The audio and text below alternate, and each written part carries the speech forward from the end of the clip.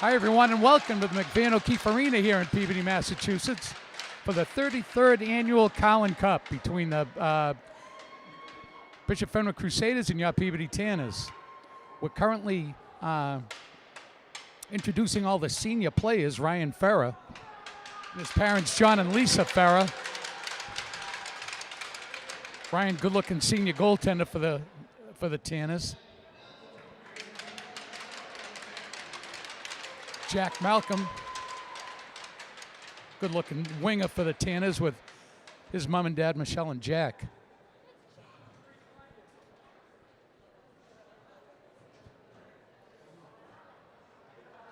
Jack's played a huge role for Peabody all year. Regular shift every game. Kind of a good thrill. Kind of wish I had all this when back 100 years ago when I played, so. Next up is Mike Sabino. Good-looking defenseman for the Tanners. Again, played monster minutes all year. Big part of this Peabody team. His parents, Lisa and Mike Sabino, and their family. The Collin Cup was started in 1987 by Kenny Gill. Kenny's someone I went to high school with, played against him in college. But him and Bo Tanny. Bo Tanny was the coach at Fenwick for 34 years, and they had a great idea of starting the Collin Cup. And 33 years ago, can't believe it. I've been involved. This is my 19th. And it's been Peabody and Bishop Fenwick. Except for 4 years at Danvers. We got Dante Vargas and his mom and dad, Jessica and Danny Vargas.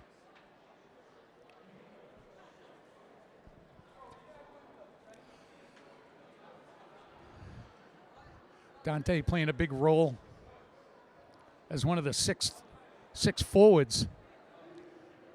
Playing a lot of minutes with Jim Gyree and Caleb Dolan.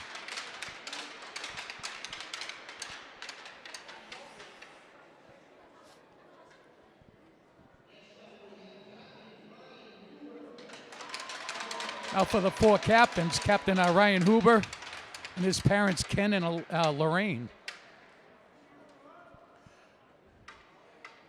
I don't think they keep the stat of minutes played per game, but I know Ryan's probably got the most out of anybody. Plays power play, PK, the penalty kill, first line senior. Really rely a lot on Ryan. Not only for his skating ability, but his leadership. Caleb Dolan and his mom and dad, Kate and Eric. Kate's done so much with the Boosters, and I don't think Eric's missed a game in 4 years. Just good hockey people.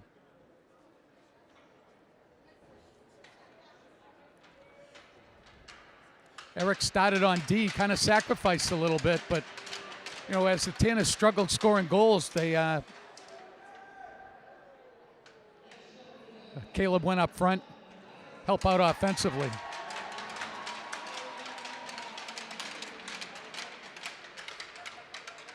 Connor McCarron and his mom and dad, Laurie and Matt.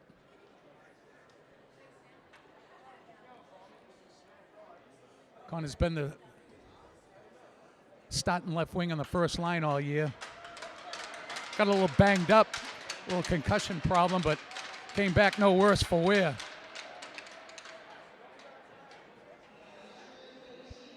Good skills. Connor and Nick Capillo, the first line right wing, and his parents, Greg and Karen. I've always said that Nick Capillo's probably got one of the best wrist shots I've ever seen. I mean, he can take a shot from outside the blue line, little snapshot, and give the goalies a little bit of trouble. But great skills by Nick Capillo, and there's the four seniors and the four senior captains.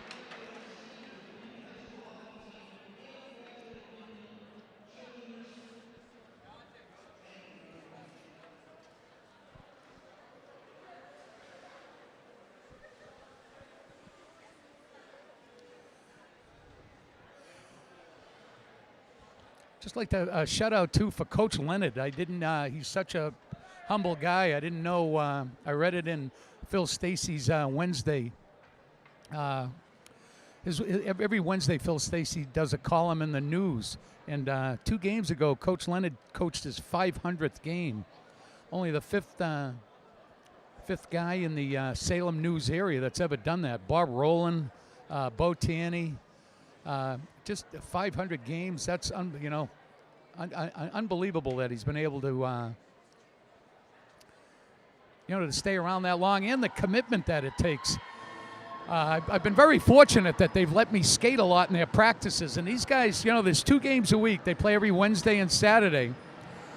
But they're also 4 practices. They give them Sunday off, but they're skating every other day that they don't have a game. And obviously the coach has got to be there. Huge commitment.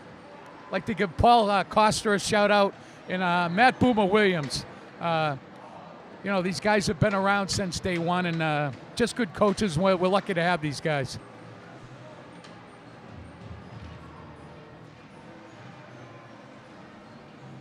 I know we've got plenty of time before the game starts. I could just say that this is the Collin Cup, and it's named after Charlie Collin. I was so lucky to have Charlie as my coach my sophomore year in high school. And if anything else I learned from Charlie is your presence and how you carry yourself. Charlie wasn't a coach where he's going to scream at you, or there was no swearing. There was no, but the one takeaway that I had with Coach Collin is when he spoke, you listened. You shut up. He was the coach. Unfortunately, Coach Collin died in 1972, and he was the coach for 26 years. So he actually started in 1947, which is unbelievable. 70 years ago, he's but Coach Collin knew his he knew his hockey, and he knew how to command respect. And I'll always remember that to day one. That I think high school hockey, you want to teach how to win and lose, how to play as a team, but you want to teach people how to show respect, and that's what Charlie Collin did for me, and I'm so glad I had him for that 1 year. Really something. He was a World War II veteran. He went to Boston College, which is something. He was an English teacher, vice principal at the West School, and eventually the principal at the Farnsworth School. That's Farnsworth School. I think it's been converted into housing now, but that's on Central Street near the Sieglitz. And we used to have our blackboard sessions up there, so I remember going in him coming in there. So just a good day, and I think a great way to remember Coach Collin also. But this is the 33rd straight.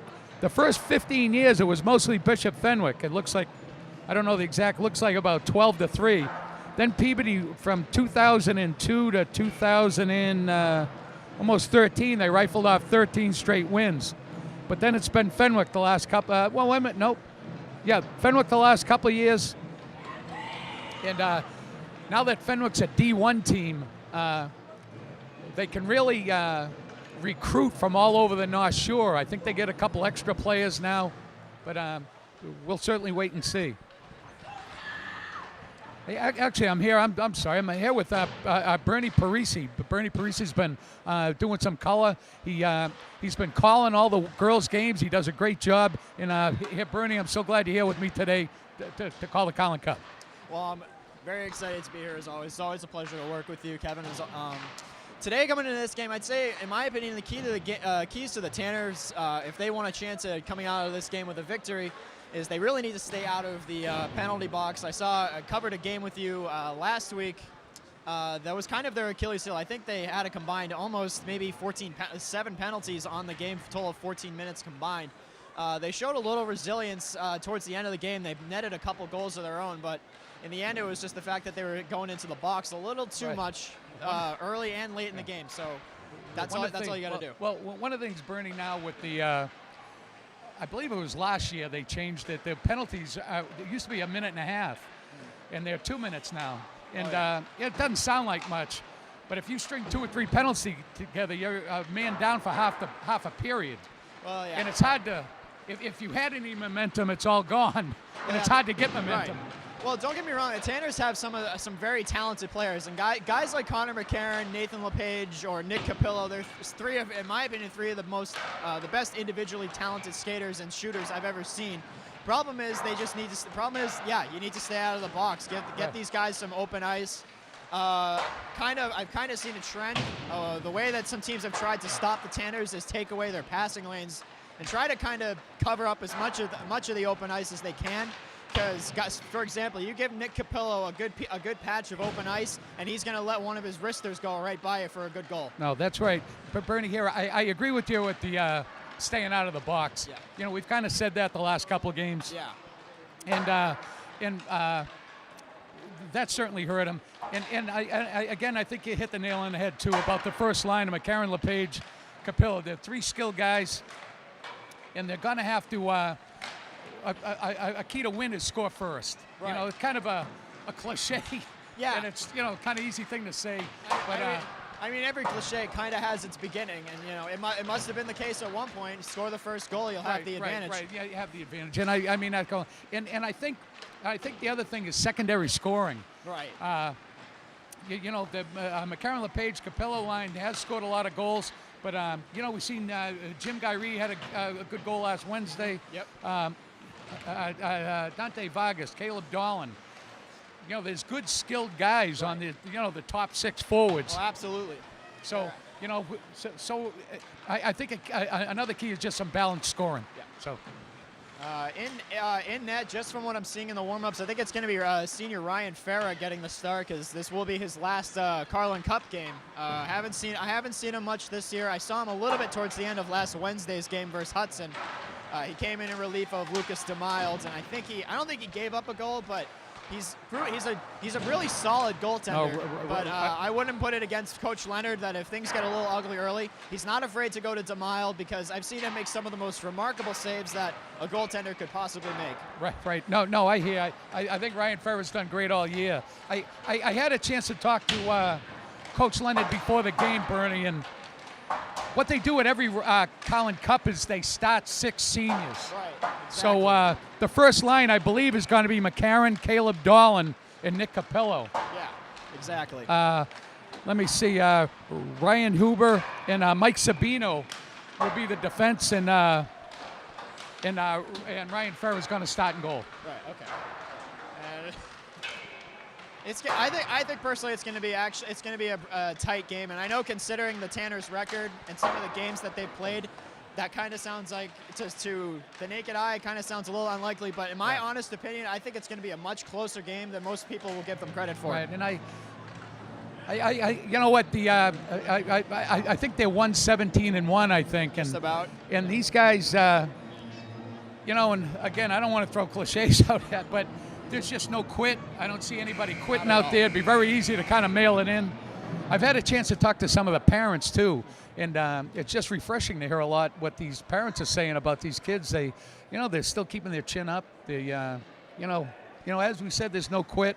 You know, they haven't turned on each other, and so you know what, I certainly give them all credit for that. Yeah, I mean, I just graduated from the high school last year, and I knew a lot of these current players. And I'll tell you for sure, I can say with the utmost confidence, this is a very tight-knit group that will not quit on each other. Even if they could be down 1-0, they could be down 10-0, but this group will never once quit on each other. Right, and you know, and I played on a lot of teams where we did a lot of winning, we did a lot of losing too. Right. On teams where, and sometimes when you're on a losing streak, sometimes the small things become big issues. Yep. But they've done a great job, I think, making sure they've kept everything in check and just make sure the next game, everybody's trying hard the next game. That's, you know. In the end, when you lose, I mean, don't dwell on it that much. Just focus on getting ready for the next game. Hopefully, during this week of practice, that's what Coach Leonard has been doing with his players. Just, you know, forget about the last game, focus on the next one. Right, yeah, and I agree in there.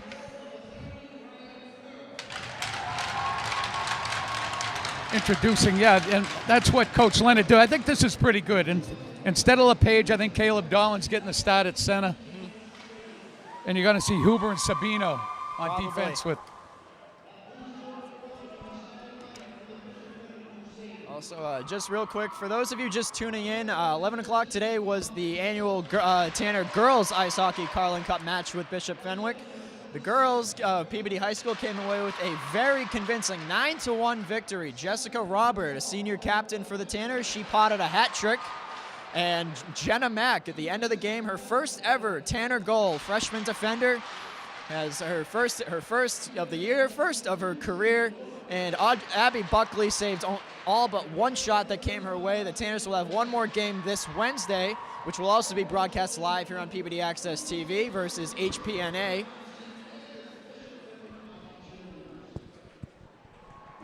So we'll bring you the national anthem.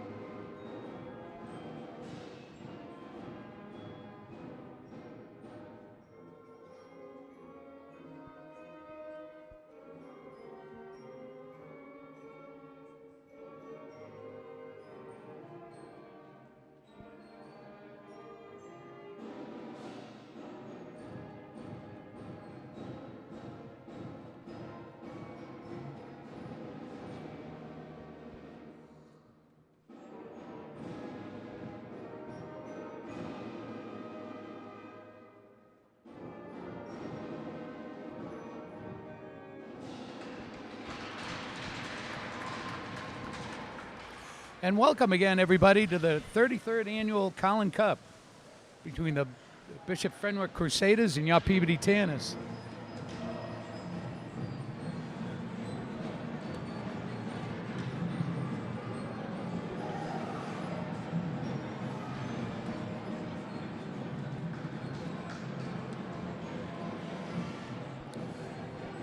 Just a couple other things about Bo Tanny.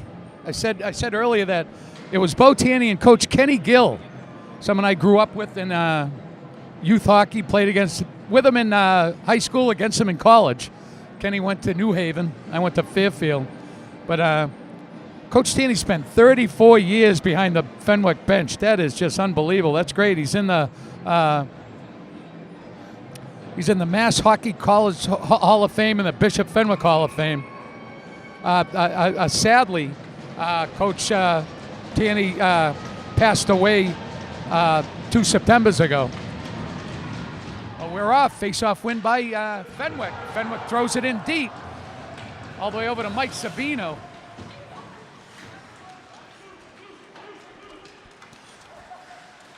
Fenwick throwing it right out front. Ryan Ferrer, good save, throws it out corner. Stolen by Caleb Dolan.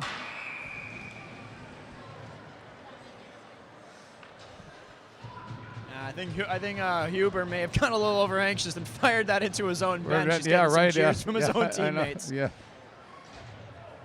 And yeah, they're gonna put DeMild in as Farah made a save or two, and now the season starter Lucas DeMild is coming in net.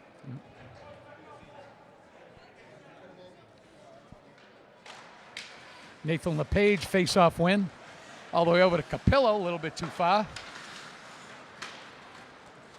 Ryan Huber over to Connor McCarron. Good pinch in by.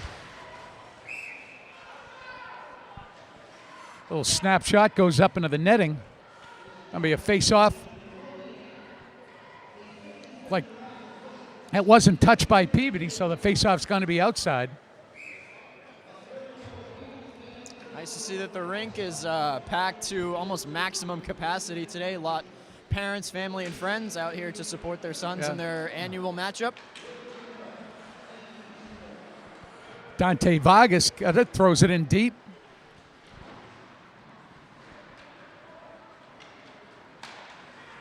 Bishop Fenwick coming up. Full head of steam.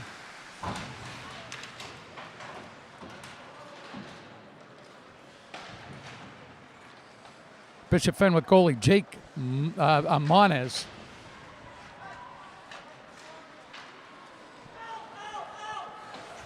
Puck squirts over to Zarro. Zarro tries to clear.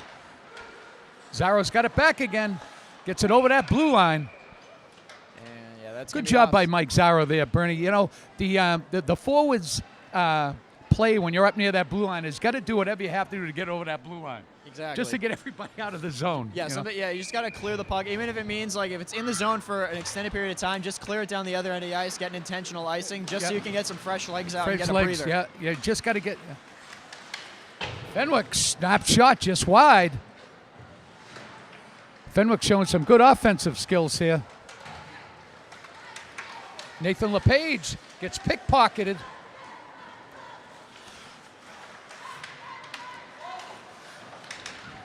Good cycling here by Fenwick.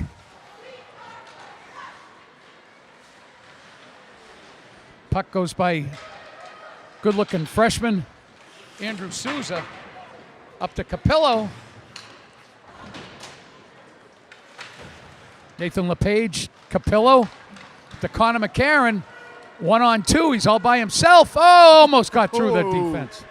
That would have been a highlight reel move, even if he hadn't almost scored got the through goal. him. Not a good shift change by Peabody there. Mike Sabino taking a man. Both teams moving with a lot more aggression and speed than I have seen in previous games. Nice hit along the board by Malcolm, I think.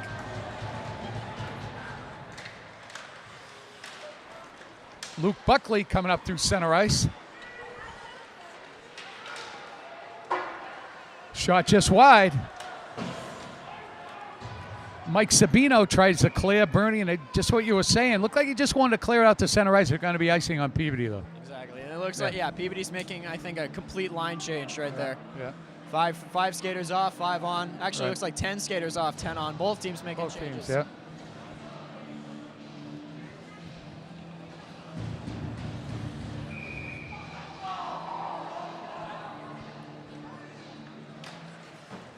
Face-off win by Fenwick. Right out front. Oh, I think that was the save of the year for DeMille there. Just wide.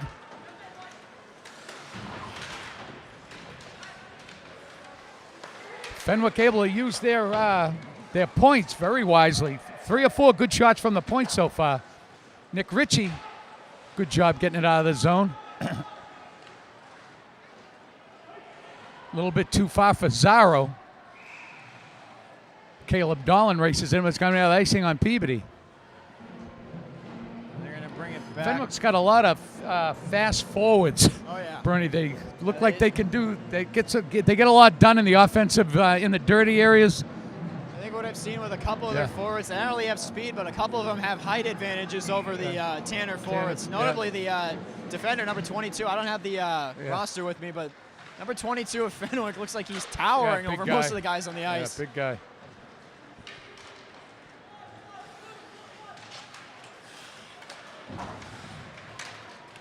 Pickpocketed, shot off the side of the net.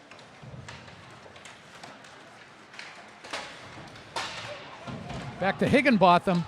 Higginbotham throwing his weight around. Nice clear by Sousa. Yeah, even though it's icing, that was a very good clear. Yeah. Again, I think Sousa just wanted to get it out to center ice. They've got to.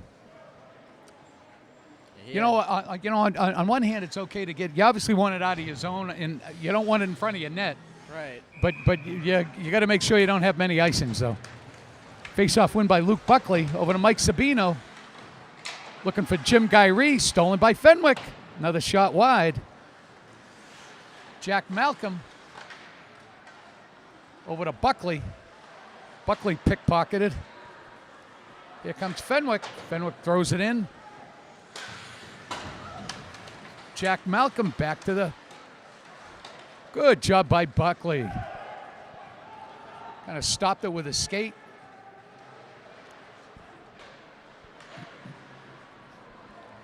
Comes Fenwick, plenty of room. Just wide.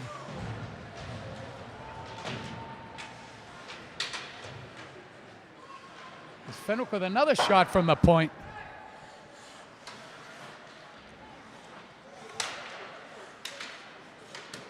Jack Malcolm. Mike Sabino, he throws it in. Not going to be icing. It's going to hit the...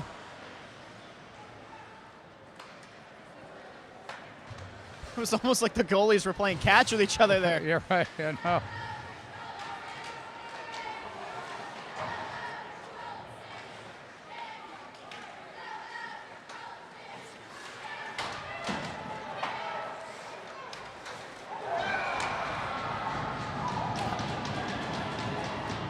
Good job by Fenwick. Little defensive lap by Peabody. Giving the Crusaders a 2-on-1. Fenwick strikes first. 9:38 left here in the first period. So from reading the back of the jersey and the number, that's Worthley, number 7 of Fenwick on the goal. He took a heck of a hit as he let the shot go, but he got up a little slowly, but he's all right. But it's 1-0 Fenwick here in the first period. Yeah. Face-off win by LePage. Over to McCarron. McCarron, ooh, handcuffed by Luke, does get it. LePage comes right out front, right through the crease. Connor McCarron. Nick Capillo.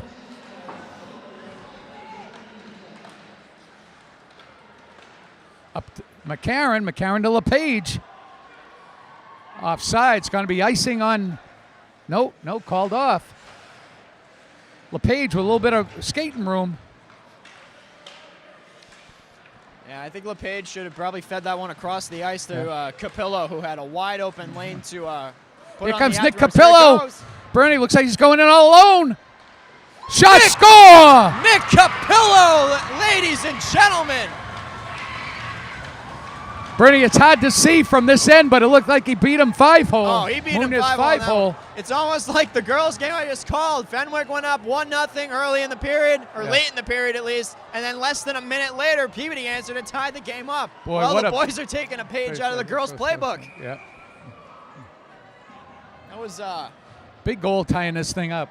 and who else but it was Capillo, once again showing that wrister you were talking about before the game. Right. Shot just wide. Mike Zarro on the forecheck. Shot save on Munez. Like to see him get a little bit of momentum out of that goal. The ice has kind of been tipped towards the Fenwick's favor so far. I like to. Well, one thing that Peabody really needs to do is they have to stay on the offensive. They can't relax really. If they relax, then history has shown with this team that Fenwick could jump on Here it. comes another.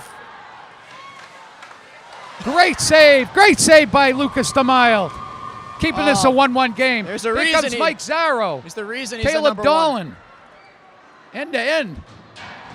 Caleb Dolan taking one for the team right through the crease. Oh, they can't keep it in.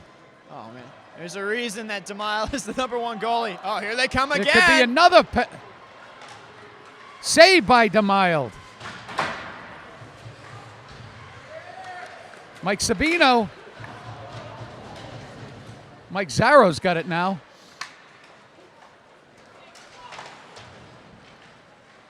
Peabody able to clear. Too many guys on the. Oh, all no. right. Got too many men on the ice for Fenwick. So. Yeah, too many men. That's going to be a power play coming up. Yeah. Boy, that's bad luck on that puck went right over to the guy coming off the. The thing is, when you got the way the puck is moving back and forth like this with this kind of action, the coaches kind of get a little confused. They think they have 5 guys out on the ice. Well, I think it was I think it was a little bit of bad luck too, though, Bernie. Yeah. The two players were getting on and off the ice, and the puck went flying right over to him. So I think this game is living up to the hype already. Yeah. I guess so, Bernie. Big power play here. Momentum's on Peabody's side. Caleb Dolan. In hockey, it's all about momentum. And deep for McCarron. McCarron playing tough. I think they're trying Nick to get Capillo. LePage. Oh, no. Stolen by Fenwick and cleared. I'm not trying to jinx anything, but it looked like the way they're trying to set it up is LePage was kind of set up at the bottom of the right circle, down near Nunez, and he was trying to get a feeder pass and a one-time shot that would have gone through an open net. And I think that is Caleb Dolan with a full head of steam. Oh, stolen by Fenwick.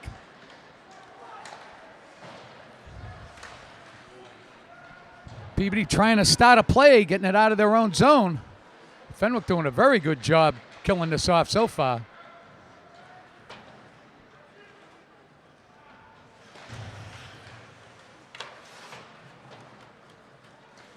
To Connor McCarron.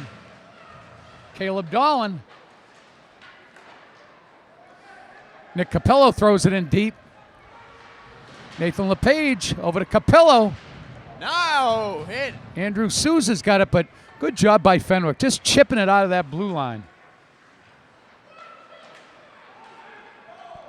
No icing. Just 40 seconds left to go on the power play for Peabody. Yeah. Try to get a couple more rushes out of this one. Good job by Fenwick killing this off so far. Nick Capillo getting a little of ice coming through center ice. Over to McCarron, a little bit too far for him. Points are wide open. Good job by Caleb Dolan keeping it in.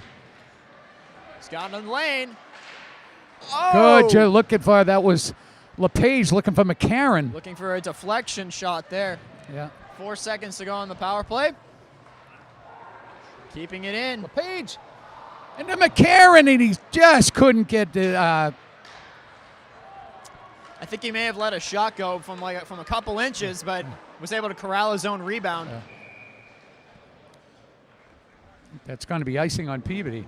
Yeah, Peabody is or offside. Peabody's No, absolutely playing with the intensity that I have not seen them really in recent games, at least. But clearly, it's working. It's five and a half to go, and it's tied up at 1. Bernie, it was good to see the end of that power play. There really wasn't much offensive. Peabody did offensive at the beginning. Last 30 seconds, so they turned it around. Good looking. Oh yeah. You know. Nick Ritchie.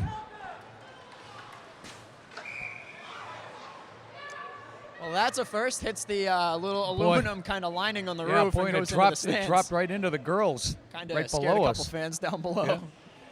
Glad it didn't hit anybody off the head. Jeez, I always, with all the hockey that's in Boston and the North Shore, obviously you got the Bruins and so many good college teams around here.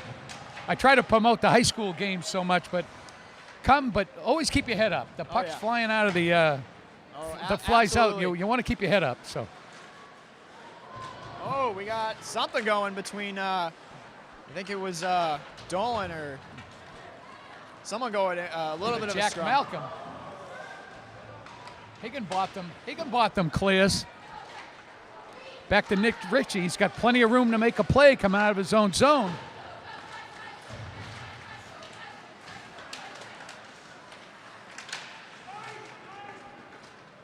Austin Higginbotham. Yeah, it was kind of an unintentional icing, if you ask me. It looked like it just deflected off his stick and happened to have the speed and the distance to go down the length of the ice. 4:34 left there in the first period. Bishop Fenwick 1, Peabody Tanners 1.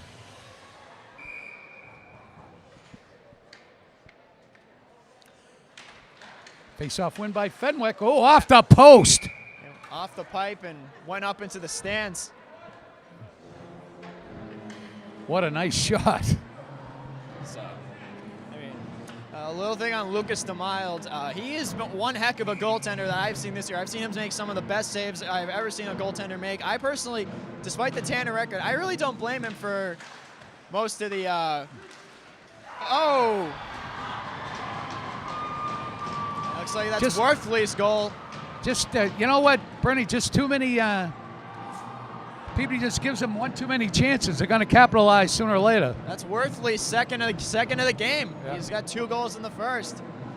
And even though I was saying before, DeMild, I really don't blame him personally for some of the Tanner struggles. I think what the problem is they have the offensive talent. They try to capitalize, but I think defense-wise is where they really need to work. There's room for improvement, basically. They are a very sound team in my opinion, but there's the place where there's room for improvement is on the defensive side of the puck. And I gotta think with, I think there's about 8 seniors maybe leaving after this year, so I would expect Coach Leonard to have a heck of a rebuilding process to begin next year. He's gonna have to bring in a lot of new freshmen. Maybe if a couple gets transferred from another school, you never know. Right. Like to see Peabody answer with a quick one here, though. Tie this thing up before the end of the first period.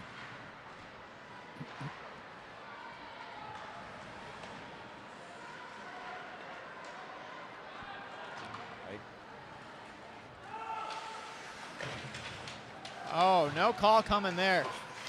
Nothing there. Good job by Mike Sabino. Ryan Huber. Nick Capillo finds it. Whoa.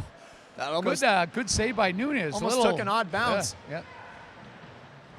Oh.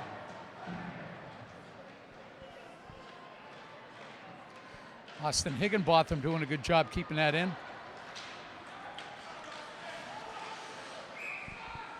Wow, he got That's going to be an offside, I think, for Fenwick. he got tied up enough with Higginbotham that he not only lost his stick, I think he lost his mouth guard and he lost his gloves. Yeah. So he kind of undressed him quite literally there.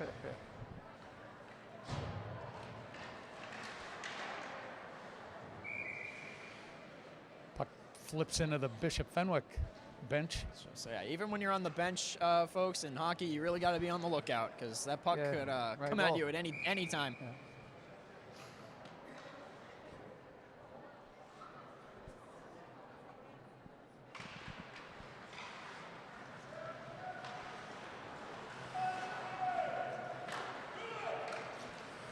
Fenwick throws it in deep. Andrew Souza defending him. Austin Higginbotham taking one for the team. Fenwick a little bit of skating room here. Just wide. Tick just wide. Peabody dodged a bullet on that one.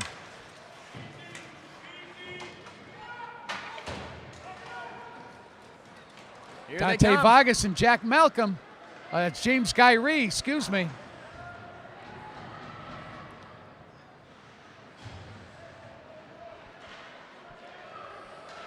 Fenwick coming out through the transition area, stolen by Peabody. It's going to be another ice on Peabody. Good period so far, I think. Bernie, so far, you know, the only takeaway maybe is the icings. You know, they're trying to get out of their own zone. Absolutely, there would be. I mean, there's been a lot of action so far from both sides of the ice. But the thing is, just these icing calls are. I think they're getting at both teams, but most notably the Tanners. They should have a lot more offensive opportunities. They just keep icing the puck. Yeah.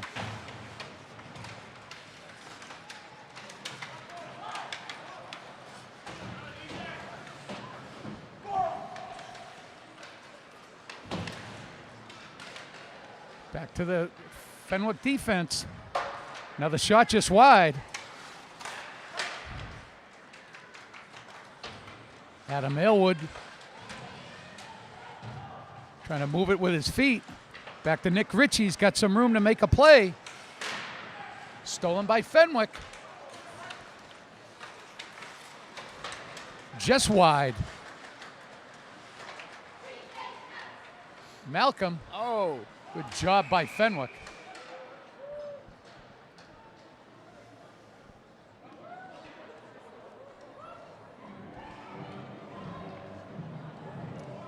So 1:27 left here in the first period. Fenwick Crusaders up 2-1 on the Tanners. It's going to be Dolan in on the draw. Sabino behind him with Huber, Vargas, and Zaro for Peabody.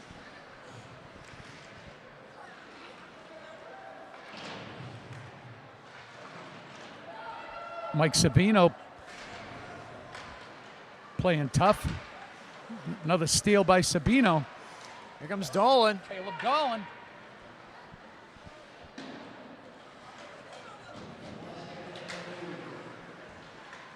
Dante Vargas up through the center ice. Still got the puck. Vargas still has it. Takes one for the team, throws it out front. Nobody there to pick up that rebound.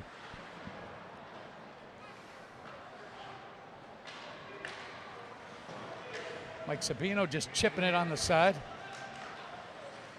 Trying to get one last good rush up ice. Here comes Zarro. Little snapshot. Nunez throws it in the corner. Peabody throws it in the other corner. Mike Zarro first one on it. Dante Vargas over to Huber. Pickpocketed by Fenwick. Huber keeps it in. Got some room. Gets a Oh, I thought that went in, but the goalie looks like he lost his mask, so that's why the whistle like it hit blew. the side of the. Looked like the puck hit the side of the net, but how do you lose your helmet like that? I'm not quite sure. It didn't look like he was touched by anyone. May have just went down to make the save, and I don't know. Maybe the helmet was coming a little loose. I mean, from our vantage point, we couldn't really tell exactly what happened. Only 9 seconds left here, Bernie. Boy, I'd love to see him throw a quick one in here. Well, Enough the time to score a goal. They got Capillo, LePage, and McCarron. Face-off win by Fenwick. That's offside.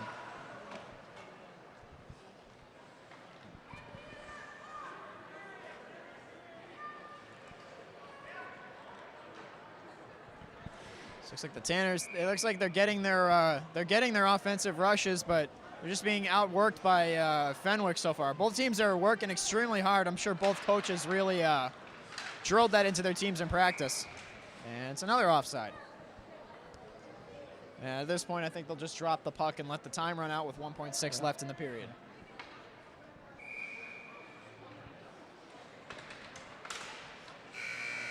And that's it, folks. At the end of the one period, it's the Bishop Fenwick Crusaders 2, your Peabody Tanners 1. You know what, Bernie, I think, what's the thing we said the number one thing was to for a Tanner victory? And look what they did. I think they did a great job doing that. This is without a doubt, I think, the best period of hockey I've seen the boys play this season. I mean, yeah, they went down early, but Nick Capillo's goal almost immediately after Worthley's first goal tied it up. Worthley has his second goal of the game. It's 2-1, but the way that both teams are playing, the Tanners, what they're doing, if going into the second period, play the exact same way you're playing, because they're getting their breaks. They just have to capitalize on them. Don't get complacent. Do not let up on them at all. If anything, push a little bit harder, and eventually you're going to get pucks in the back of the net. No, right here. Just stay out of the box. Maybe the only critique is instead of icing the puck, just do a little chip shot in the middle, in the center ice. So, you know, I mean, every time you ice it, the face-off's going to be right next to, you know, to Lucas in your own zone. So you, maybe just be careful about that. Because clearly they're not afraid to use their body a little bit to play a little physical with the other team. So if you have to lay the puck up at center ice and just leave it there, let someone go get it and take one for the team. If you got to do that to win the game, you got to do it. I mean, it's a very rough and tumble sport, but that's part of the game. That's right. And we've got here again. Here, my name's Kevin Mulhern. I want to thank Bernie Parisi. Does a great job at color here. He's done probably half a dozen games with me this year. And we've got the whole team from Peabody Access TV down here tonight. I'm going to get everybody's name. I'm going to make sure I pronounce it right. I don't want to mess up anybody's name because I'm very good at doing that. So I'm going to make sure I give everybody their kudos during the second period. Here, again, I'm here with Bernie Parisi. My name's Kevin Mulhern, and we'll see you at the beginning of the second period.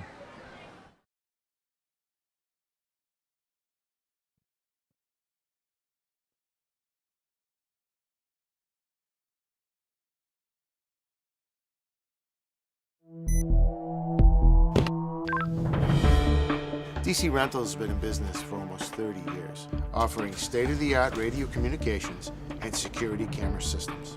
DC Rentals is able to cater our system, scale it down to any size event, large or small. Our custom-built trailers are designed for fast deployment with full video and communication capabilities. We offer top-of-the-line Motorola and Hytera dispatch and radio equipment, along with Telex and Zetron consoles. DC Rental's mobile command trailer is also available for special events or emergency. In addition, we provide individual and group training sessions on all of our equipment, as well as 24-hour customer service. DC Rentals can be reached at 781-289-3000 or on the internet at dcrentals.net. DC Rentals is a proud sponsor of Peabody TV.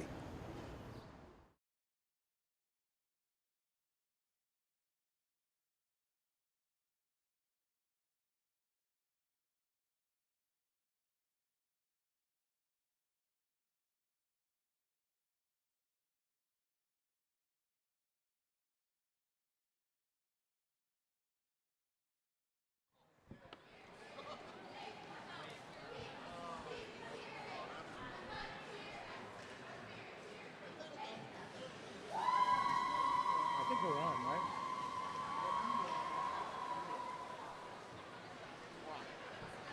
Hi, everyone. Welcome back to the Van O'Keefe Arena here in Peabody, Mass. for the 33rd annual Collin Cup.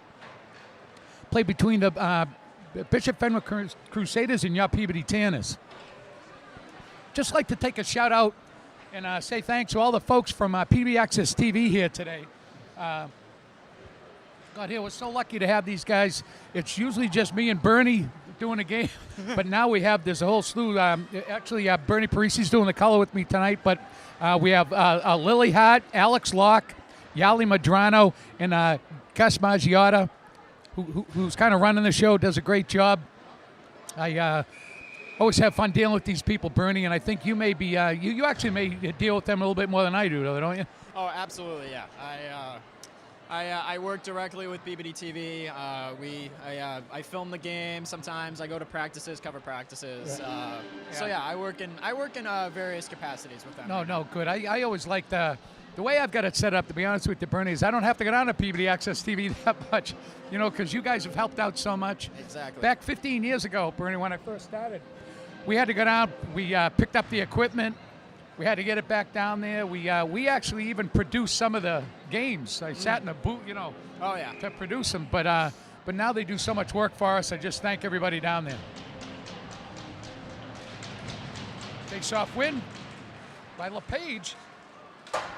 Shot by Capillo just wide. McCarron throws it out front. Deflected up into the netting. So yeah, the Tanners really jumping on the puck early, right off the face-off. I think LePage was he went down on his knees a little bit, and he still managed to get a bit of a torrid wrister away.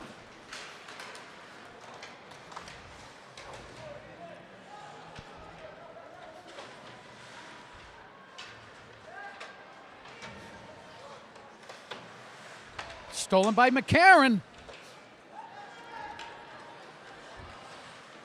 Peabody tried. Mike Sabino, good job keeping it in. Fenwick, full head of steam coming out through center ice. And that's going to be an interference call, slashing. Yeah, knocked the stick right out of his hand, but I don't know, Bernie. Jesus, the guy wasn't holding on to his stick. I'll admit it's going to be McCarron going to the box. McCarron, but it was a penalty. He knocked the stick right out of his hand. So. I mean, I think it was a little ticky-tacky. It looked like the guy was actually, I think he was trying to do a little bit of a windmill spin with his stick to try to corral the puck. And I think he didn't have. I think a gentle breeze probably could have knocked his stick out of his hands at that point. Yeah, no, I hear you. You know.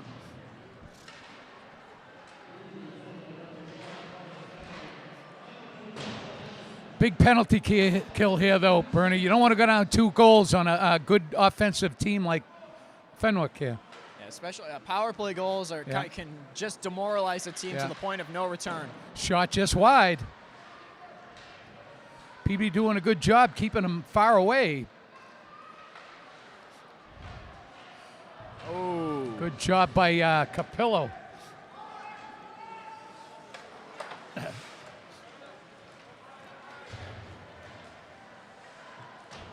Capillo with good forecheck, disrupting the players coming out. Fenwick able to get inside the zone, set up.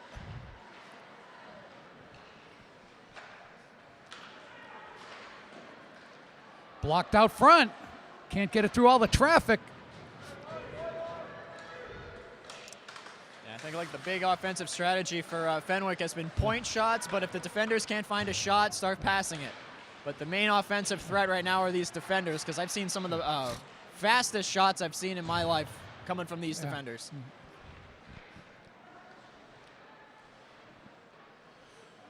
35 seconds left in the Peabody a penalty kill. Oh! Somehow that found it right inside the post. You know, give credit where credit's due. Great shot by Fenwick. 50 feet away. That's gonna be Just got in the inside of the post from on Lucas's glove side. That's gonna be number 10 from Fenwick on the goal. He was a defenseman. He let that one go. That wasn't even a slap shot. That was just a wicked wrister. Really good shot. Really well placed. Puts Fenwick up 3-1. It was a wrist shot that got some good airtime on that one. Didn't touch anyone on the way to the net. It just happened to come off his stick, and it got a little bit of air under it. And with that kind of speed, DeMille did not have a chance. Excuse me, Bernie. It's a 3-on-2 for Fenwick. Just tip wide. I think 12 whiffed on a shot there. Shot saved by Lucas.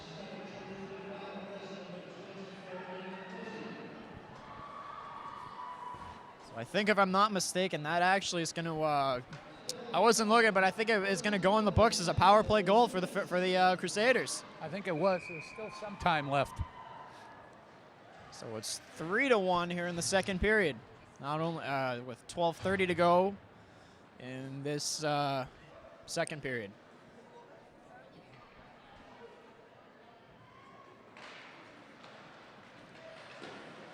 Face-off win by Fenwick.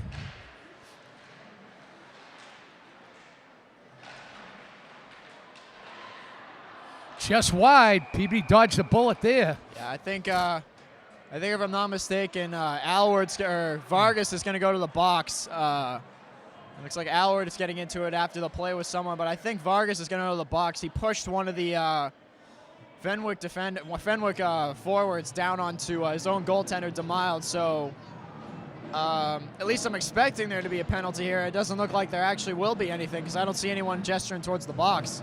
Yeah, it's a clean play, apparently.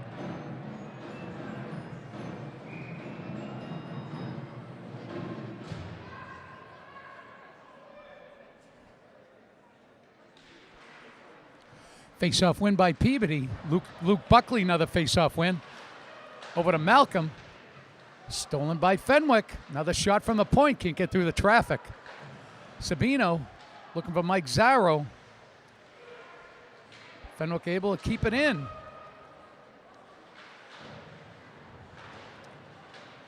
Sabino to Malcolm. Malcolm gets it over that blue line, forcing Fenwick to clear. Oh, no! Wow. That came from the red line. Went 5-hole and DeMille. Looked like the puck just handcuffed him. Looked like it bounced. And yeah, Farah's coming in.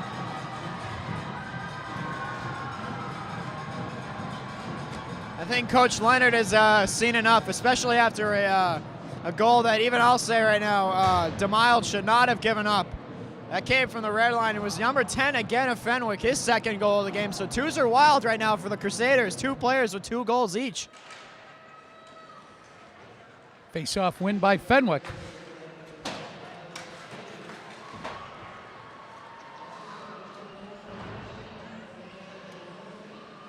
Austin Higginbotham throwing his weight around. Higginbotham.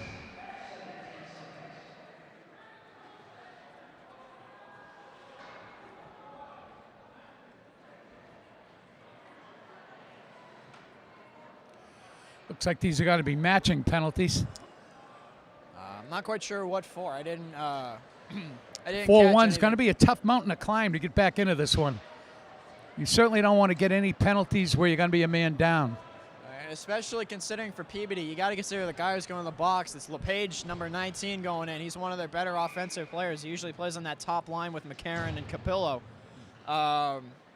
So a tough break for one of the most talented centers on this roster. Good save by Farah. It's always nice when you have a goalie that you can pull in that's you know, they can just pick up where Lucas left off. Yeah, and I think after giving up a goal like that, I think Coach Leonard, if I were DeMiles' coach, even I probably would have done the same thing as well. And Caleb Dolan a little bit too far for McCarron. Right out front.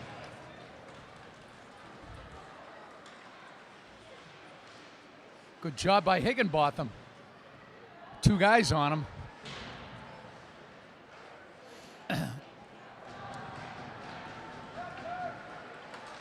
Comes McCarron. Shot just wide. Good stick play by McCarron to get through the defense.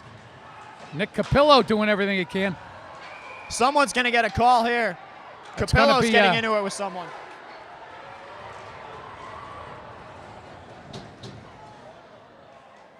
As Dolan literally has to bear hug Capillo out of the way. He's going to the box for a couple minutes. So not only is LePage in there, 2 of the best offensive players in this squad are now in the box. And yeah, he's not happy. I mean, if someone was Bernie, excuse me, that was a penalty on Fenwick, though. Peabody's got to stay out of the box. We've been saying this. So it's they would have just been a man up. Now I think it's just going to be a matching penalty. Back-to-back matching penalties now. Yeah. I think I saw what happened there. It looked like along the boards. I think the Fenwick player came in and hit Capillo when Capillo wasn't even near the puck.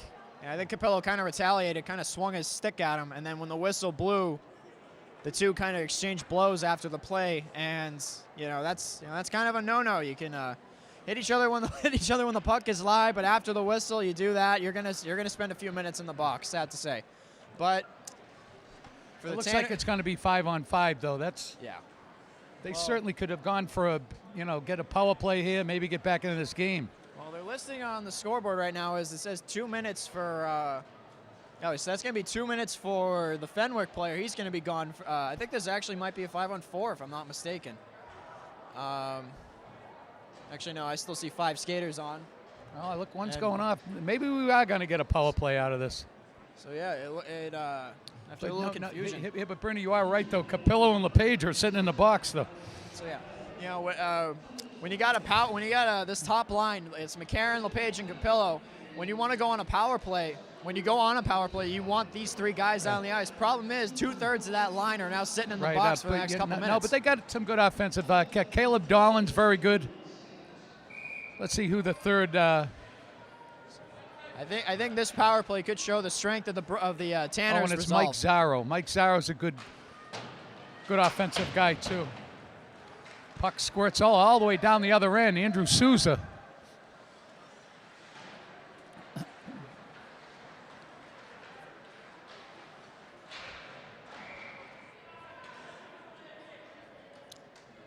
So the net came off its moorings.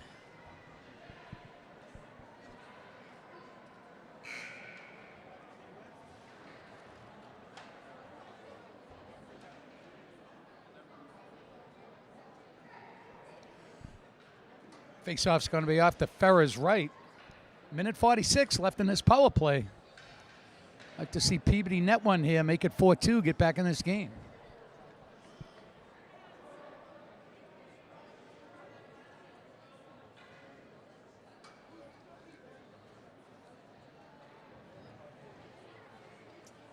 And So, you know what I think those power plays were? I think Fenwick got a 1 power play, so we'd have the man up. Then there were matching penalties on no, I'm a little on Capillo and on the Fenwick guy. That's why we're a man up. I'm a little confused right now because it's still a 5-on-4, but the refs just called for a 3rd player to go to the box. Well, so I think they should have had 2 guys in there 30 seconds ago. Oh, very well could have been. They may have been trying to send 2 guys to the box, and one of them just didn't get the sign, and the refs just missed it. Yeah. Connor McCarron up through center ice. Mike Zarro, shot on goal.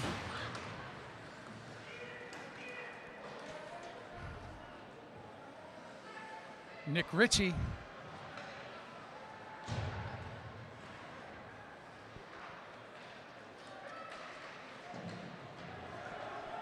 Zarro throws it in deep. Caleb Dolan. Mike Zarro on the forecheck.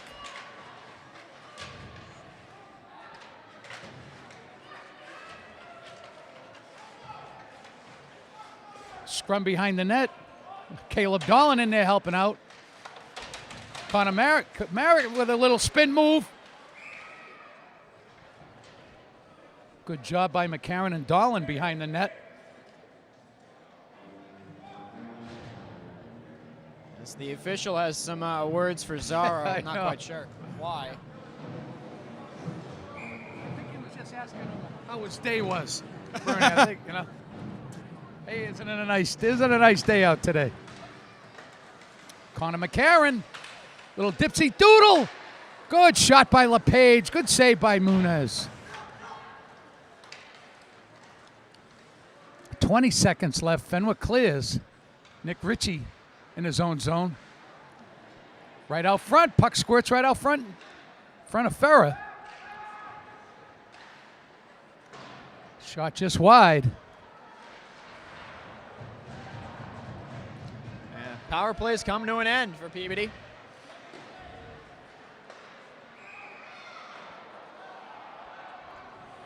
Offside Fenwick. And it sounds like from some of the jeers from the bench and some of the fans on the other side of the rink, they don't exactly agree that it was an offside call.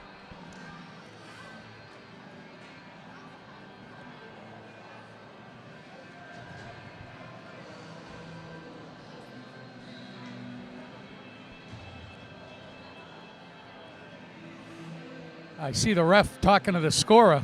Steve Ferrani. Give Steve Ferrani's back for another year. He's done such a good job as a scorer. He plays great music. He kind of like the DJ, scorer, all-around good guy.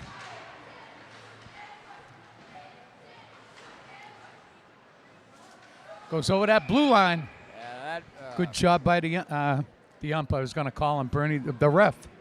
That was a Wrong good sport, right? Yeah. Good eye by the official to catch that offside. I think it just barely squirted over the blue line into the neutral zone. So we get a stoppage of play and a face-off coming here. Ryan Ferret throws it in the corner. Jim Gyree throwing his weight around.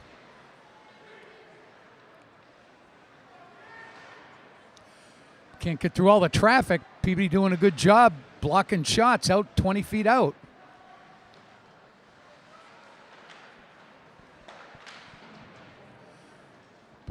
Puck's thrown in deep.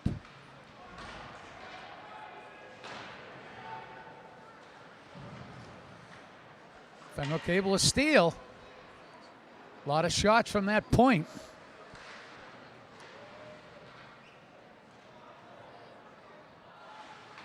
Jack Malcolm playing tough. Got 7:15 to go here in the second period. Ryan Huber showing some good offensive skills.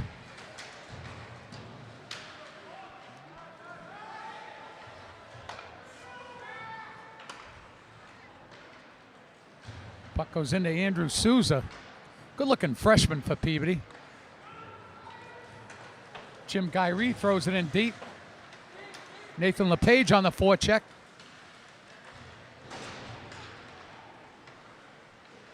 Nick Capillo over to McCarron. Nick Capillo. Shot. Good save by Nunez. Boy, Capillo got that on his backhand, transferred to his forehand nice and quick. Got a good shot off. A good shot, good save. It was an absolutely beautiful shot, beautiful effort, amazing effort by Capillo there, because there's not too many skaters you'll see are able to go from backhand to forehand like that, and are able to get a shot that, personally, I saw the puck leave his stick, and then I didn't know where it went until the whistle blew. It went that quick. This is a stoppage and understandings after the whistle. 6.5 minutes left here in the second period. Bernie, be certainly nice for Peabody to pop one in here, make it a 4-2 game.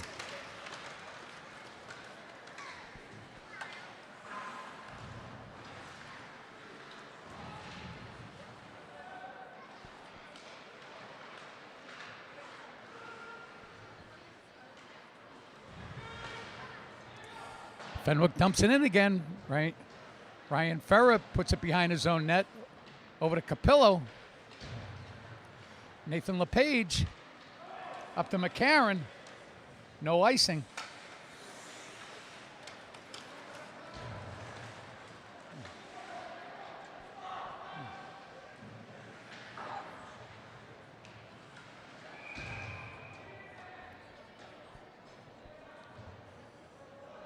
A hand pass maybe all the way down the end.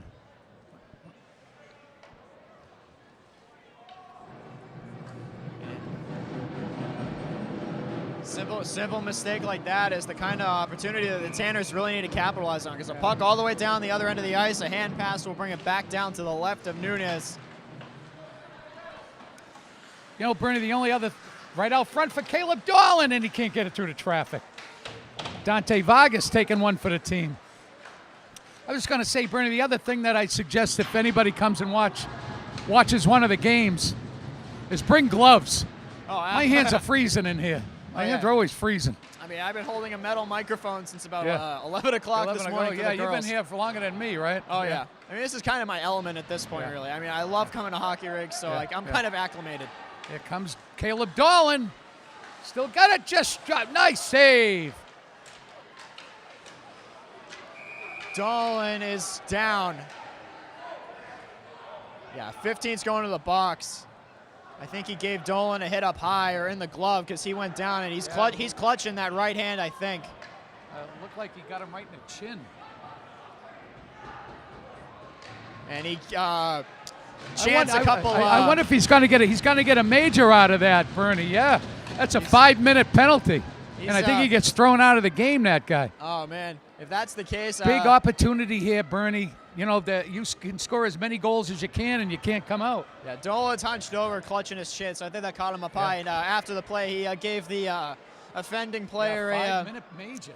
Yep. He gave the offending player a couple words that if the microphones are really as good as we think they are, you probably heard that at home, but we can't exactly repeat that on the air, but I'll abbreviate. He said bye-bye, and I'm pretty sure I will get fired if I say the last part. Yeah.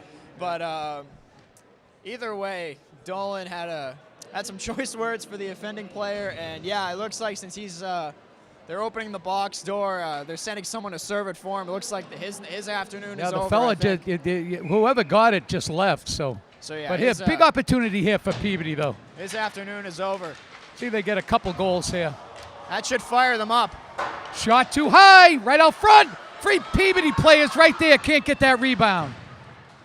Yeah, if anything, I think that hit on Dolan really has fired them up. He's one of their captains. He's the senior. They're going to defend their teammate till their last breath. We were mentioning that before the game.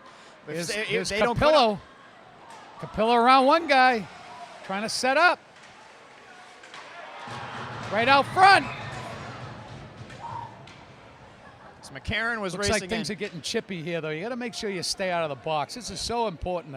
Yeah, if you're the, everybody's with their sticks up high. You just got to keep your stick low. It's kind of an unorthodox move, but if I were Coach Leonard of the Tanners, I'd consider before the end of this period maybe using your timeout to try to calm your players down so that they don't take any bad penalties, especially since they got a 4:25 left to go on this play. Andrew Souza's got plenty of room. Just wide. LePage has got it. McCarron in the corner. LePage trying to stop. Boy, that was a quick whistle. Yeah, that puck was still Where loose. was that? It was loose, and they still had. Yeah, Peabody got robbed there. That play should have still kept on going. Yeah, Dolan's back on the ice, and not only the other team he's got some choice words for, it looks like he wants to say something to the officials because that puck was still alive. It was on the goalie's pad.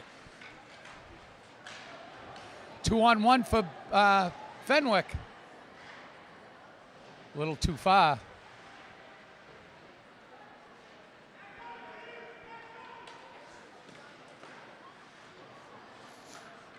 Fenwick doing a good job killing this penalty off here. Andrew Souza puts a stop to that. Stops him in his tracks.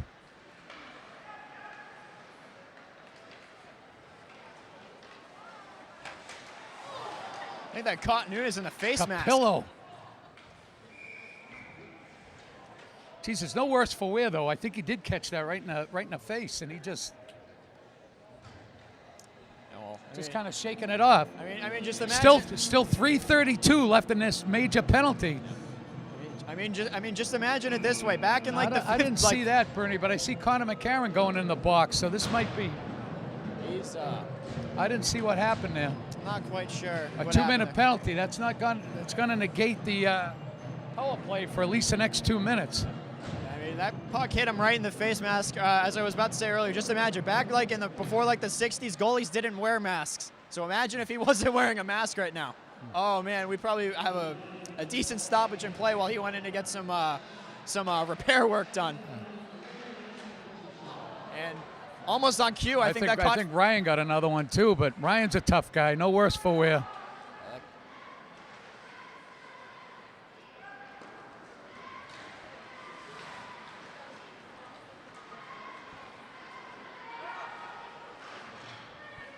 Ryan Huber, plenty of room.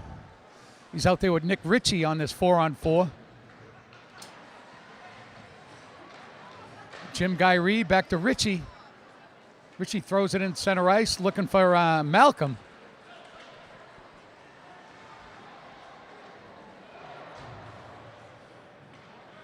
Ryan Huber, plenty of room, make a play. Jim Guy coming.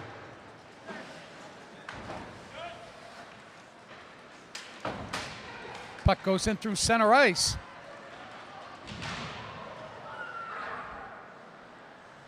Nick Ritchie, pound for pound, can throw the best checks I see in the league.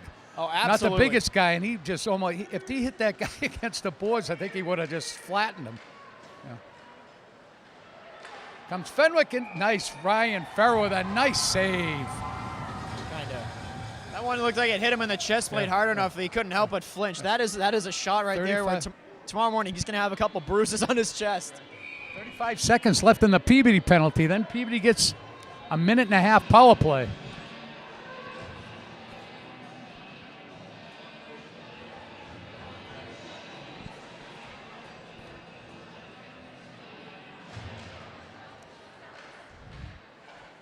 Mike Zarro taking the face-off for Peabody. Ooh, goes right through the crease. Peabody dodged a bullet there. It's Higginbotham out there with Vargas. Vargas comes in and helps out. That's going to be icing on Peabody. 4-on-4 for another 17 seconds.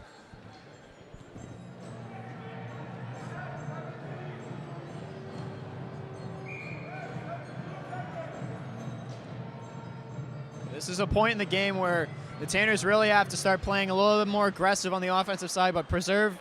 I know they're down by 3, but still, this is the point where they need to really put their foot on the gas and try to mount a comeback.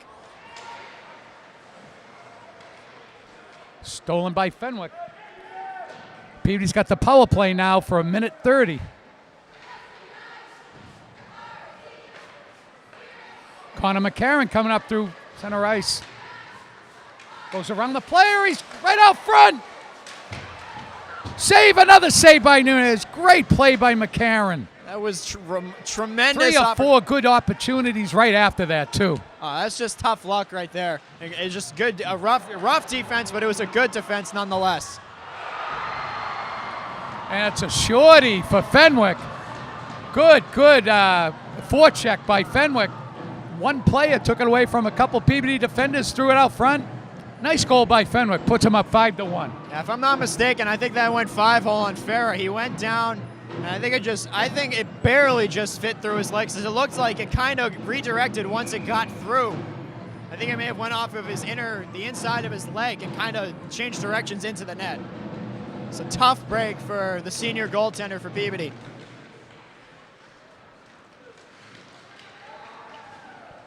Connor McCarron goes out. That's Nick Capillo knocking people down. Andrew Souza taking one for the team now. Souza back to Capillo, just shot wide. Connor McCarron back to Souza, Souza to McCarron.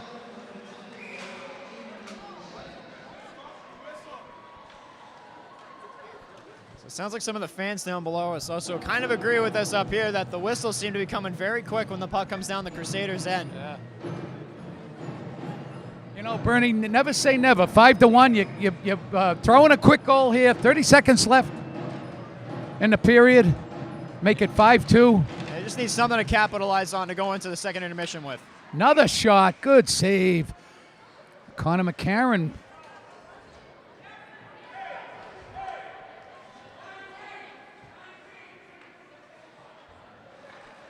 And they're going to send LePage to the box. Actually, I think they're saying he's done. Boy, this guy is not taking anything. At least, you know what? He's consistent, if anything. Oh, absolutely. You know, if he lets things go, then you let things go. If you're not letting anything go, don't. And, well, you know, that's very questionable, those two calls. But well, I think actually what he's not taking anything from anyone, meaning I think anytime he sees a couple players exchanging words, he's not even taking that lightly. No, I think that's what he's sending them to the box for. There's Peabody trying to throw out front. Oh, and they just couldn't get that rebound. There's a one-on-one here. Speedy Fenwick forward. Good save by Farah.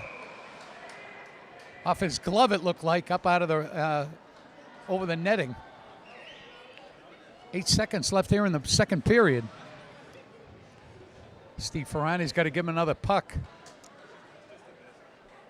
I kind of want to find out what the penalty was. I might go down and ask in between the periods the scorekeeper what he heard the call was from the official.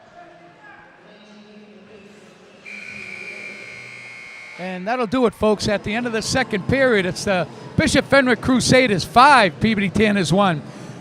The Crusaders came up with 2 quick goals at the end of that period, making it 5-1. Certainly not out of the realm of possibilities to get back in this, though. You know, we've seen Peabody score a couple quick goals, and they certainly have to score the next one to get back in this game, though. Absolutely. I'd say, like we said before the game, staying out of the box was key. They stayed out for the first period. They were really in it. Then they started taking some bad penalties in this period. I don't know if I necessarily blame them for a lot of them. I think this official is kind of a little loose with what I'm not trying to criticize or anything, but I think he's a little loose with what he considers a penalty, because I think they sent LePage to the box near the end of that period just because they were exchanging a bit of a war of words between the two. Well, I think I could see him. I think, Bernie, whenever you get your hands up near your shoulders and your stick is in your hand, and that's what they did before that. And if this guy's calling them all, though, he's consistently calling that stuff. If he let him go and then he calls that, and you're there, you know what? Everybody's been hitting each other all game anyways. Why'd you give me that? But yeah. Plus the other thing, I don't mind that. Every once in a while you see a game get out of hand, and he's certainly gotten against that. Bernie, and just let me put some thank yous, Bernie, before we go any further. I just want to thank everybody from Peabody Access TV that's with us. My color man here does a great job, Bernie Parisi, Lily Hart, Alex Locke, Yali Madrano, and Gus Maggiato. Gus runs the show down here, and he does a great job. Everybody at PAT, Don Murphy and Jim Palmer. Here, what do you think we can look for in the third period, Bernie? A little bit more aggressive offensive play out of the Tanners. I would expect Coach Leonard, he's probably going to grill his team a little bit in the locker room, trying to get them stay out of the box, stop getting into fights with these guys. If there's going to be penalties, let them come to you. Do not get into it with these guys, because you will end up in the box with matching penalties. Because I think a couple of those calls during the period shouldn't have been matching calls. It just happened to be after the play. The Tanners got a got away from themselves a little bit, and basically just play a little aggressive on offense going into the period, and try to let them commit the penalties on you. Don't get into it with them. That's right. Here, just stay out of the box. And again, we said before, just get that first goal, get back into that, get some momentum. Yeah. So, anyways, here I'd like to thank Bernie Parisi, my color guy here tonight. My name's Kevin Mulhern, and we'll see you at the beginning of the third period.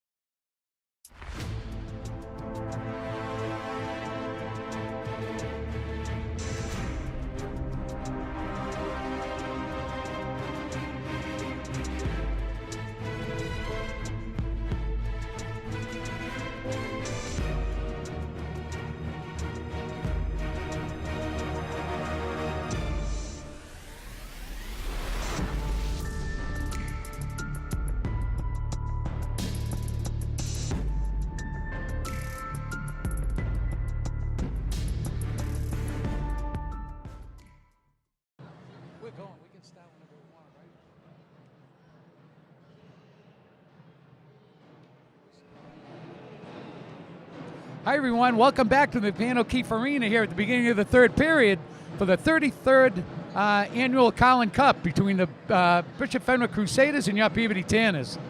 Well, here we've been saying all along, Bernie, and maybe you can just repeat it one more time. What's the critical things for Peabody to get back in this game? Stay out of the box, Kevin. You got to stay out of the box. I hear you, Bernie. We keep on saying it. Very easy. You know, especially when you're down a couple goals, it's getting a little chippy. You just don't want to take any bad penalties, you know. There are good penalties to take. You know, if the guy's going all alone, you want to stop him, but score for, and again, they're very easy to say score for us. Throw a couple quick ones in there, just get yourself back in this game. Yeah. There's a trip, that could have been on Nick Capilla right out front. Good little scoring chance already. Puck squirts out to Ryan Huber. Mike Sabino. Good little play by Caleb Dolan behind him, throws it in deep. Good breakout by Fenwick here. That's some speedy forwards. Good save by Farah. Just wide, deflected. Mike Sabino throws it. Fenwick. Caleb Dolan's got it, stolen by Fenwick. Saved by Farah. Good save by Ryan. Another save by Farah. Coming up with some good saves here. 1 minute into the third period. Connor McCarron trying to one-man show. Dante Vargas steals, throws it in deep. Vargas has got it. Nobody out, nobody there. It's a shift change. Oh, good steal. Nobody there to help him. At Zaro up to Vargas. Vargas got a little room. It's going to be icing on Fenwick. Good start so far, Bernie, I think. Yeah, so far so good. They're really applying what I said they needed to do to get back in this game. They need to apply the offensive pressure right from the get-go. Right. Good job by these guys so far. I got to say that considering that one of their best offensive players is in the box to start the period, Nathan LePage, number 19, is still in the box at the moment. Considering he's in there, this is actually a pretty good offensive rush that the Tanners have had. There's a 2-on-1 for Fenwick. Another save by Farah. What? Boy, he's made 3 good saves so far. Andrew Souza throwing his weight around. Can't get through all the traffic.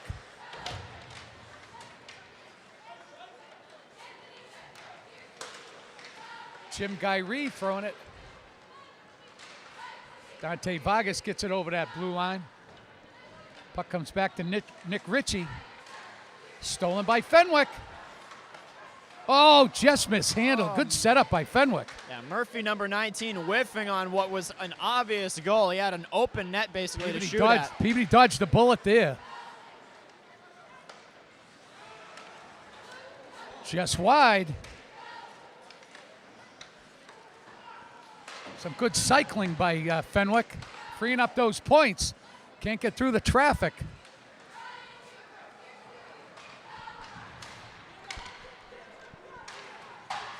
Wow, good snapshot by Fenwick. I think at the moment, with the way Farah's been playing, I think Coach Leonard might be considering, why didn't I play this guy from the very beginning? He's really kept him in this game. He's only given up 1 of the 5 goals, but he's really kept him in to this point. Fenwick throws it in deep, trying to get some new legs.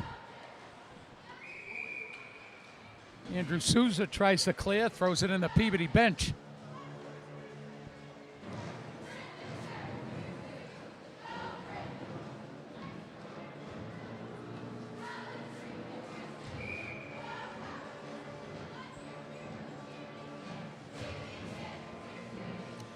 Luke Buckley on the face-off for Peabody. Another face-off win for Peabody. Peabody able to clear. Jack Malcolm on the forecheck.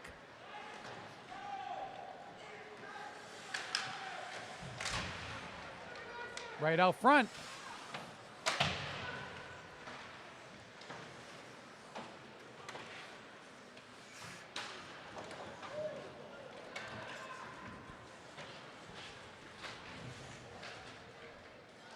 Stolen by Fenwick. Fenwick throws it in deep.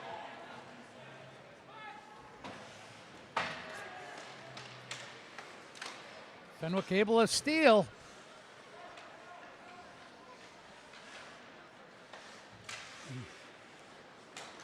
Fenwick doing a good job cycling. Jack Malcolm steals, coming up through center ice, 3-on-2. Oh, nice shot by Malcolm. Looked like it had a little spin to it. Yeah, equally as good save by Nunez. Number 5, Alex Friedman, good-looking junior forward out there for Peabody. And Fenwick, nice shot, picked the corner. now, if I'm not mistaken, if that's Worthley's goal, he's got a hat trick. He had 2 goals early in the game, and now he pots one in the third. So that's the second Collin Cup hat trick that I've witnessed today, at least. Yeah, nice score though. Out 20 feet, picked the corner.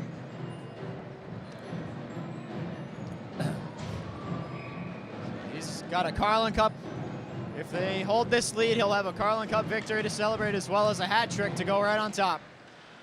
Just the icing on the cake at that point. Good breakout by Fenwick, coming out the Peabody zone. Saved by Farah. Just wide. Saved by Farah. Jack Malcolm making him pay. Ryan Huber. Huber's got it.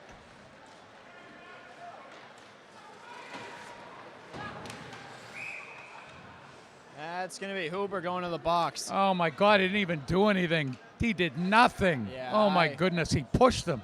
Yeah, I mean, Boy, that was a crummy penalty right there, I'm telling you folks.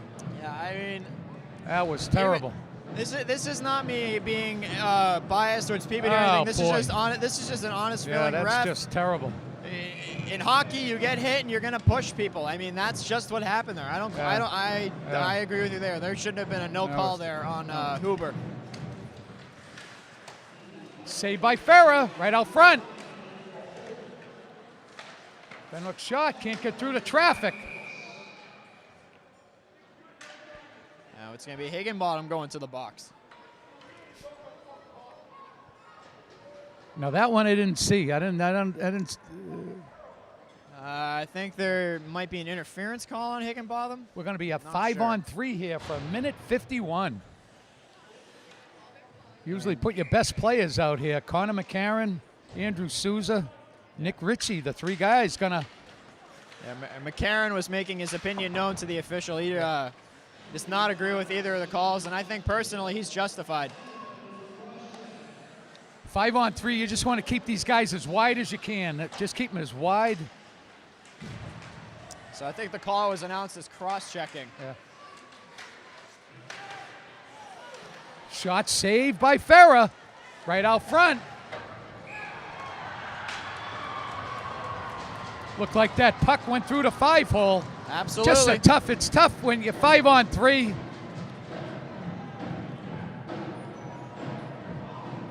We will get one guy back. Make it 5-on-4. So Huber's coming out of the box now, but they still have Higginbotham in the box as well.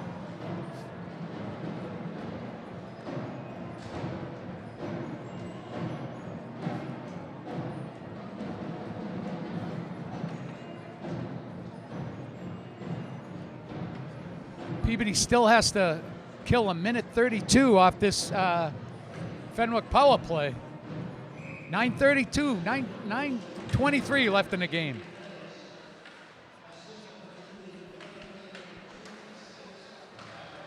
Andrew Souza, a little snapshot, clears at the length of the ice.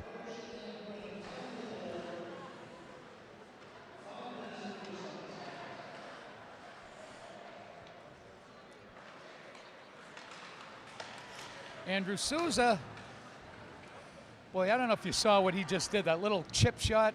That's not that easy to do. Not at all. Bernie, I have a hard time doing it with a golf club, never mind with a hockey stick.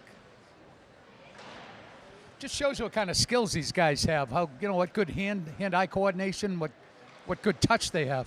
You know, play this game, you start at a young age, and they really work on your skills up until high school, and then hopefully off to college if you're lucky enough, and if you're truly a lucky one, you go off to the pros maybe, but it's really a game that takes your whole life to really master. So hats off to every single player on the ice or on these benches, because they have worked relentlessly their entire lives to master their craft. The sport takes a lot of your time, day and night, early morning practices to late night practices or games. It takes a heavy physical toll on your body, but hats off to every single player on this sheet of ice today for their effort in reaching this point in their careers. And yeah, that's going to be... oh, my goodness. Richie's going to the box for 2 minutes. I think that's going to be tripping. Actually, I don't know if it's going to be tripping, but it looked like he definitely got his stick up into his gut, maybe. Let me see what it is. Yeah, it is a trip, but a trip's a trip. But kind of a... Look, I was just trying to push him, but he did trip him, so... Well, we just got the guy out of the box. They're back on the penalty kill. I've kind of lost count of the penalties at this point. That's not necessarily, that's not a good thing, folks. That's just an Achilles heel for this squad, as it has been all season. Caleb Dolan.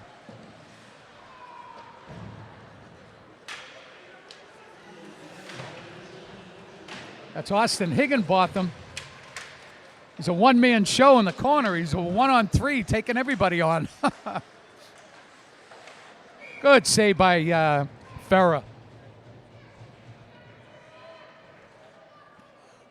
Higginbotham all over the ice, taking a couple guys in the corner, playing tough in front of the net.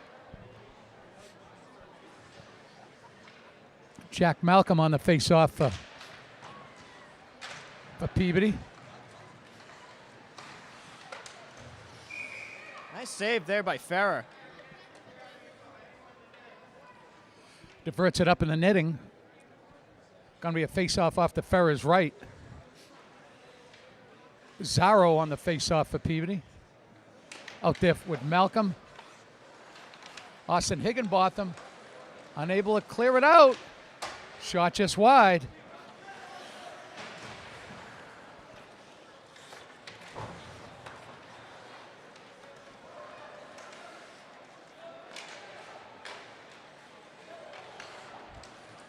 Shot blocked by Peabody. Good. Zarro's got it. Can't clear. Good job by Malcolm. He clears it in. 50 seconds left in the Bishop Fenwick power play. Coming through center ice. Good play. Good save by Farah. Oh, you know that's a good save. Right up. Good blocker save, When you can hear that echo throughout the rink, you know it was a good one. Right.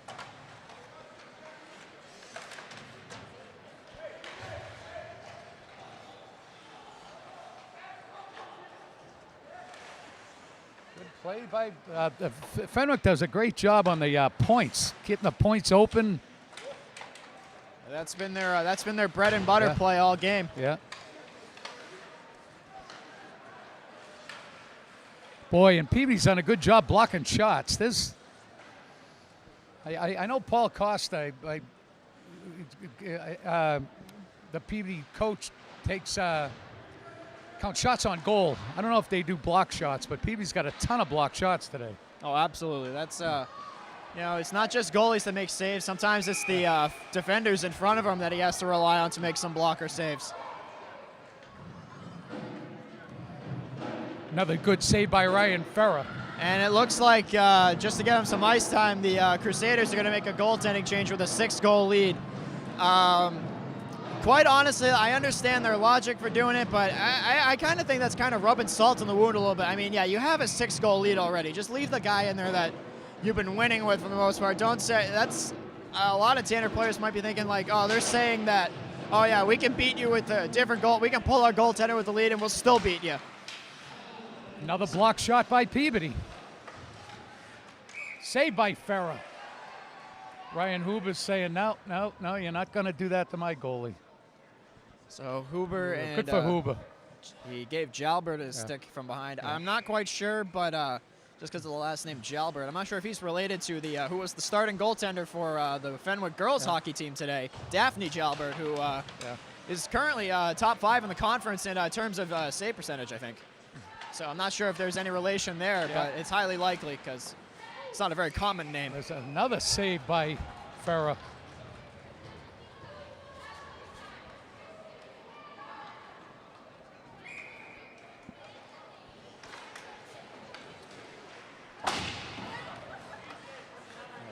Gyrie letting out a little bit of his aggression. Yeah. Good job by Gyrie tying him up. Jack Friedman.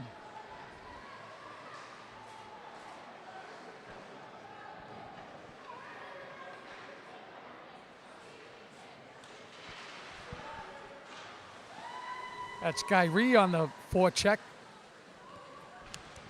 Keeping him deep. It's going to be icing on Fenwick.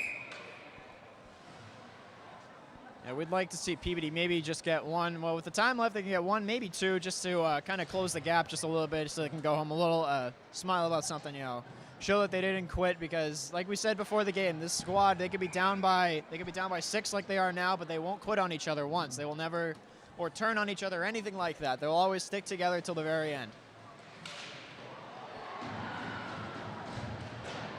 Couple shots by the Peabody defense making it through. Mike Sabino throwing his weight around. Anthony Betancourt, good looking forward out there for Peabody. Only a sophomore. We'll get to see Betancourt for a couple more years.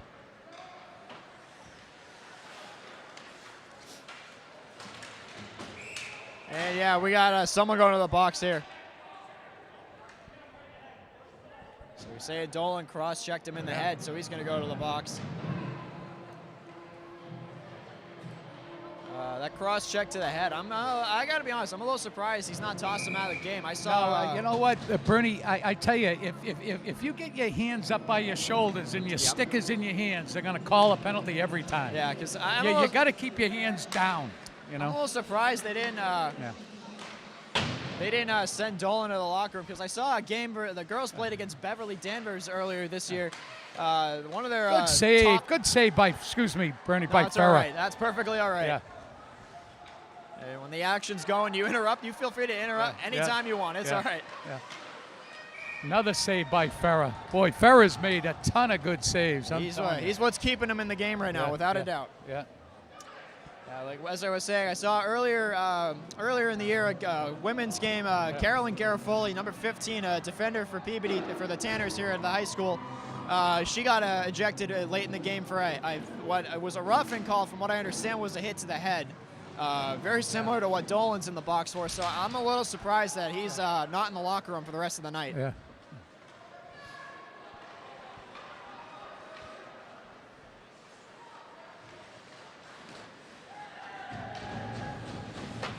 Nick Ritchie finishing his check like he always does.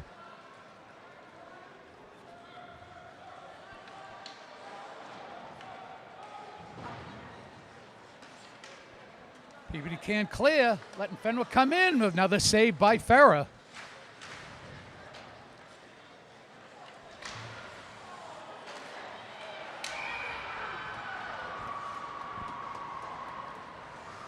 According to the jersey name, and that's Peabody, 26, Roach.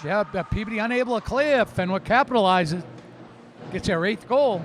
2:50 left there in the game. I think according to the jersey number, I think that may have said Roach on the back of it. So just out of curiosity, since it's not a very common last name, he may or may not be related to the head coach of the Tanners, Michelle Roach, of the girls hockey team.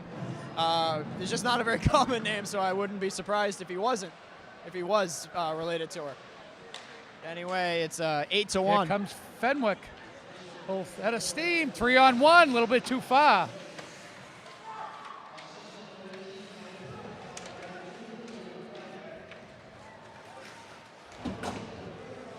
Capillo throwing his weight around.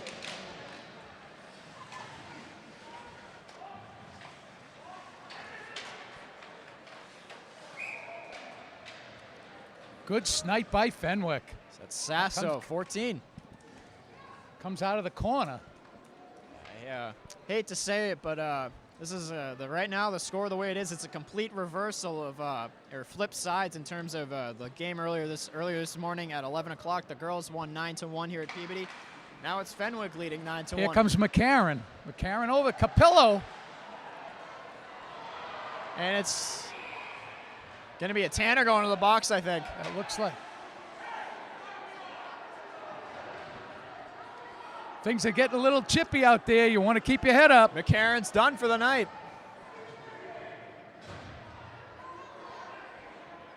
And he's got a parent heckling him right now.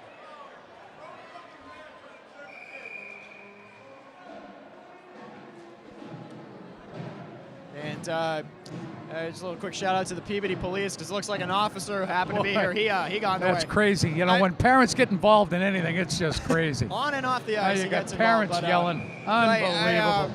I respect a parent who will defend his kid when they're an athlete, but when you start to go after players off the field of play, then that's when it starts to become a little too much. Yeah. And it's just 5-minute penalty though. Yeah.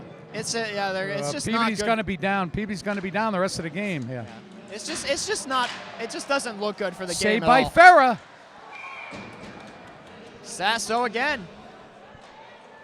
Fenwick able to capitalize. And it looks like the Tanner came out of the box thinking that his power play, the power play was over, but now they're sending him. They're sending Luke Buckley back.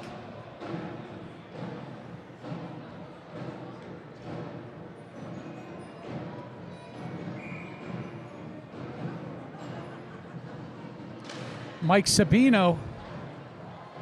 Brandon Perry out there on defense trying to kill this penalty.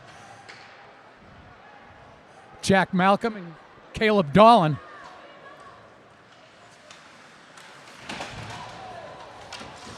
That's going to be boarding on Sabino without a doubt. He's down and oh man, this is I didn't see that one. It looked like he was just trying to finish his check. That's Roach down in the corner, Yeah. 26. Yeah, that's going to be boarding, and Sabino's done for the night. This is getting really out of hand here in Peabody. He is not moving. Easy. So we're going to take a quick break.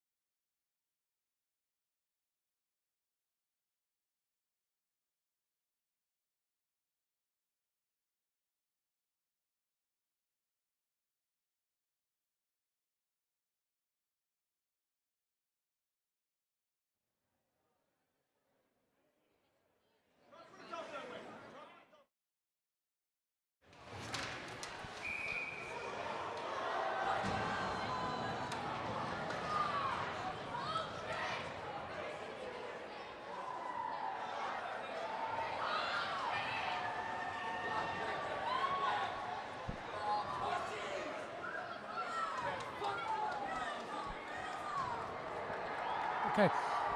And that's it, folks. At the end of the game, a commanding defeat, a commanding win for Bishop Fenwick in the 33rd annual Collin Cup. First couple of periods, Peabody was right in this.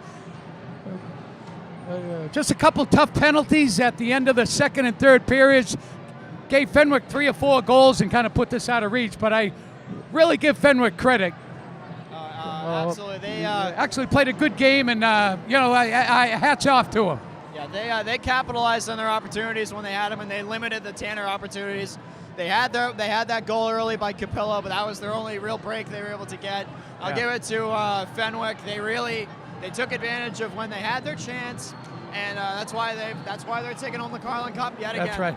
You know, and one good thing about this Collin Cup is they actually let them go around the rink as if they won the Stanley Cup. But and it's a pretty cool thing.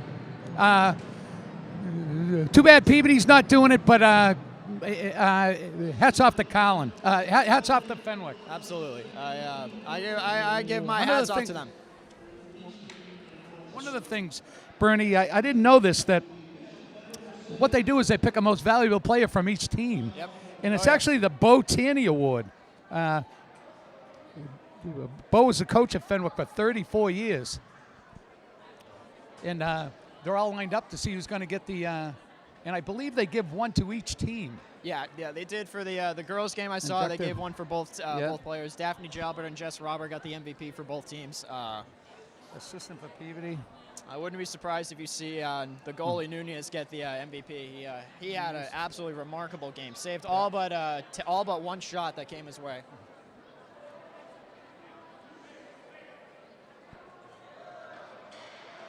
Now,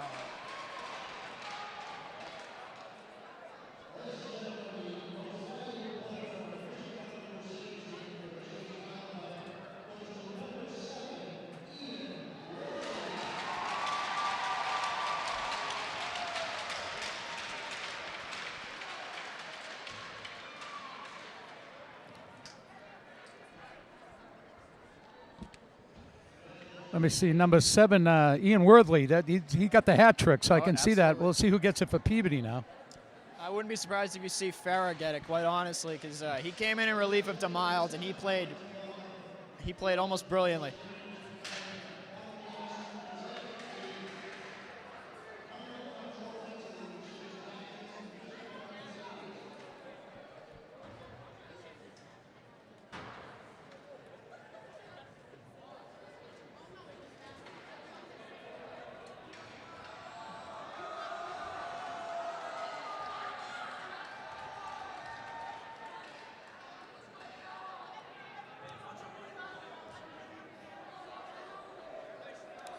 Peabody players kind of have to run through the gauntlet here.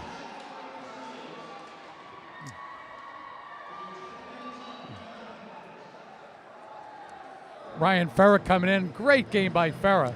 Yeah, he played brilliantly in relief of DeMille. He gave up the majority of the goals, but in reality, he really had some of the best saves that one goaltender could ever make. Well, here, let me just take just a minute to put some thank yous out there. Bernie, here again, thank you for being the color guy today, Bernie Parisi. My pleasure. And everybody down at Peabody Access TV, Lily Hard, Alex Locke, Yali Madrano, and Gus Margiotti. I know Jim Palmer and Don Murphy, my other friends down there. I can't tell you how much I appreciate all you guys helping out, putting these games on TV. My name's Kevin Mulhern, and I'll see you next time down at the rink.